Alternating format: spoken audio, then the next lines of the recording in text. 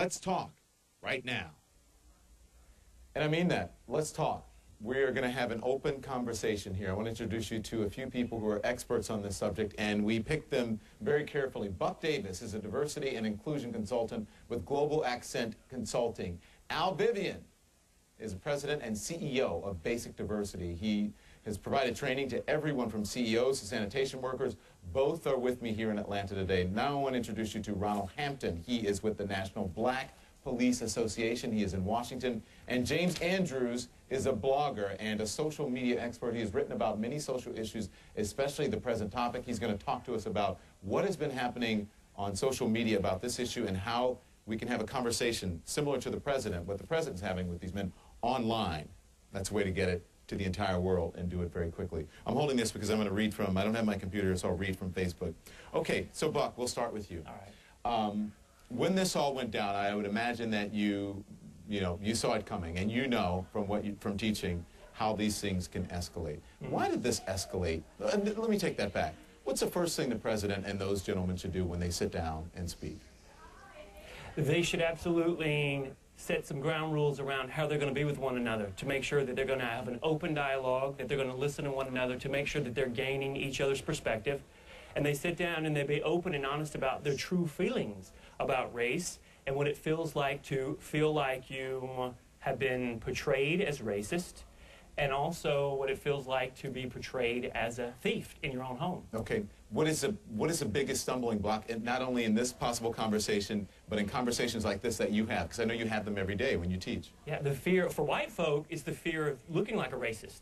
We don't want to have the conversation because we don't want anybody to look at us like we are part of that population who really wants to genuinely oppress a group of people. We don't want to appear like we are racist. And that's usually and what about for people of color, for black or brown or Asian people? Is there a big fear there as well? I think the fear is that they're not going to be heard or listened to, or it may be, here we go again, just have another conversation that won't be valued. Okay. All right, let's talk to Al. Al, when you're doing this, thank you very much. So when you do this, you talk basic diversity as well. And when he said fear of being a racist, you said, mm-hmm. Absolutely. Because even when I have these conversations, I have it with friends and people I know. I've had this conversation with Buck Davis. Buck talks to me about diversity and about racial issues all the time, and he's one of the most honest people I know about that.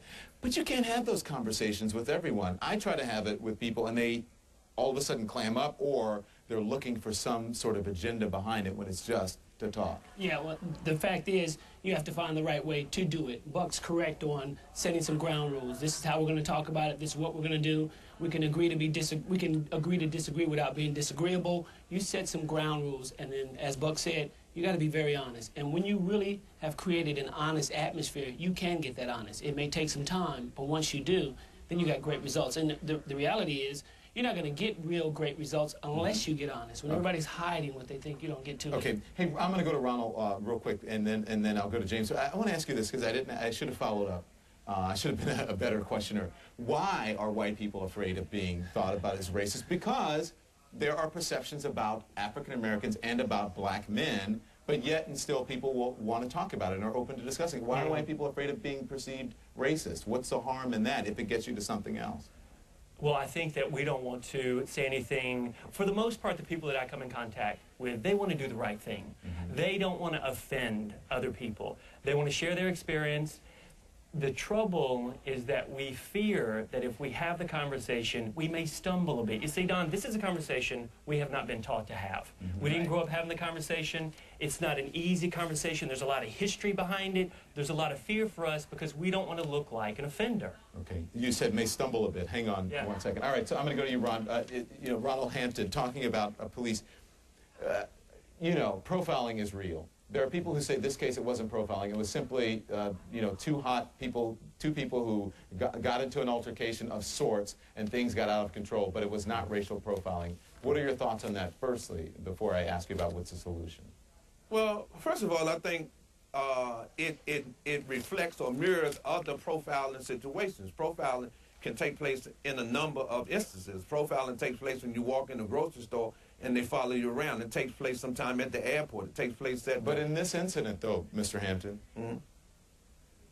what about in this instance? Well, it could be perceived as being racial profiling. I think if Mr. Gates had been a white man, it wouldn't have ended or resulted in him getting arrested. It would have been handled altogether different. All right. Because there's an expectation that he lives in that community, and therefore that's his house. And you have come across that being a black police officer, those sort of expectations about who lives in what neighborhoods and who drives what absolutely. kinds of cars?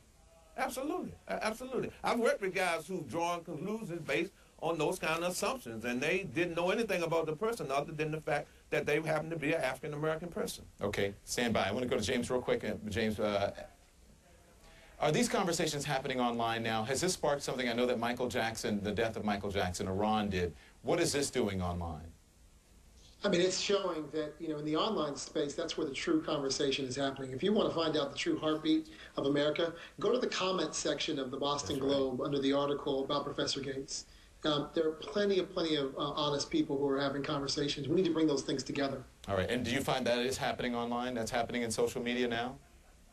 It's absolutely happening. It's happening in Twitter. It's happening in Facebook and what we call microblogging. These conversations are driving. After I leave CNN tonight, it'll happen, online on my blog, on my stream. Right. It's happening all the time. It's now media. Let's hope it's constructive. But all of you, stick around, because we're going to talk a lot more about this. Our conversation is going to continue.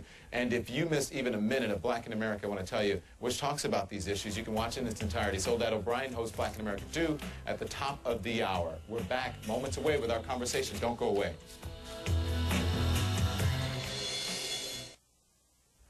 All right, right back to our conversation. Not even going to say their names. I want to ask you this because I want to have as much time as possible. This one is from Twitter. Brother Grimace says, talk about predispositions, Don, of mistrust and how to overcome that. Who wants to take that one? You want to take it, Al? Sure. You only overcome it by having the honest, deep dialogue. You have to get to where people can say what they really think and what they really feel. We've created a PC world where you can't say anything that may be seen as wrong, and if you create that environment, you're never going to get the real honest answer.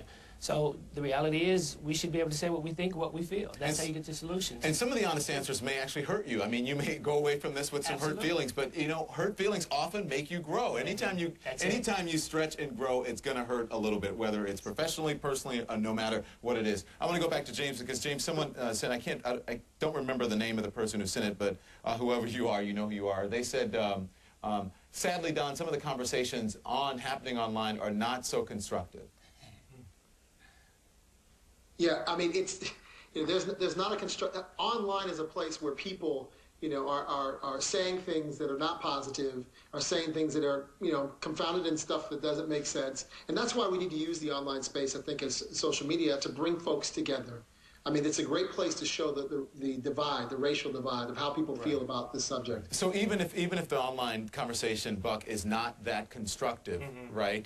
Does it still need to be seen, or do you still need to have that, or should there be some sort of control or parameters placed on these types of conversations? Well, I think if the conversation is not constructive, it doesn't need to be happening, because I think people will just bury themselves in stereotyping other people, and you might set us back instead of moving us forward. If it's not constructive, it's not positive, it doesn't need to be happening. Okay, so Ronald, go ahead, Ronald. I was going to call on you. Go for it. But what I was going to say is that you have to have a conversation there, and there's going to be negatives. Part of the thing that one of the things that should be happening is not only should the president be having a conversation with Gates and Crowley, he should be having a town hall meeting with people from the criminal justice community, African Americans, other police organizations to talk about this issue.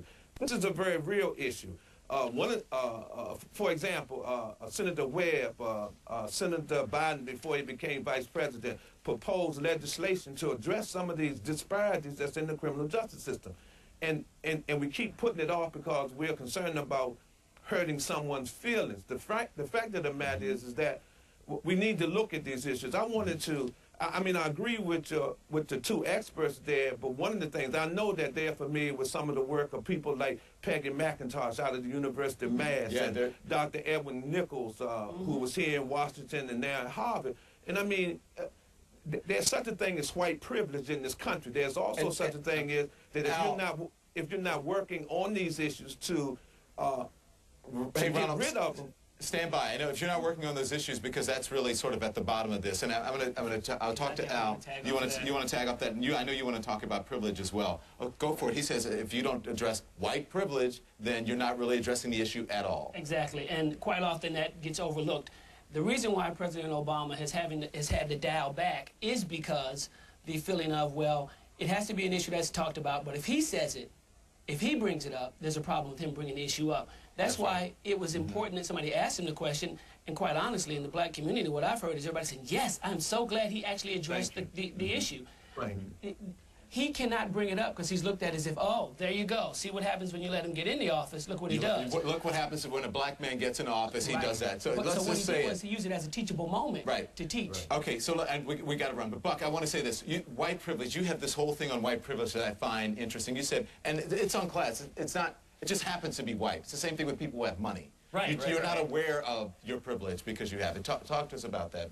Well, I think that white privilege has been one of the largest source of frustration for me over the last decade of doing this work, is that white people simply denying that there is no issue. And then you have Barack Obama get into the presidency in the office, and we go, look, we got a black fella here. There is no racism. There's no barrier to these folks. Right. You can rise up and you can achieve what he's achieved. And that's what The fact of the matter is that while opportunity exists across America, opportunity does not exist in the same form and fashion for everybody. People of color experience barriers that white people don't experience. Right. Rich people don't have the same experiences people of different socioeconomic class. Right. Privilege is a concept that I think that should be on the radar screen of all Americans. Buck, we've got to run. Wow. Buck, Yeah. Al, Ronald, and of course James. Thank you all. We could have this conversation, all day long. And thank you. I'm sorry everybody didn't get in. We're going to try to have it again at 10 o'clock this evening. A lot of these folks are going to join us, so make sure you join us at 10 p.m. Eastern here on CNN. So I want to say this is a sad note. We want to say goodbye to a literary pioneer, a favorite for millions of women. That'll happen next to the newsroom. Thank you, guys. Hey, thank you Thank you. very much. Yeah, I really appreciate it.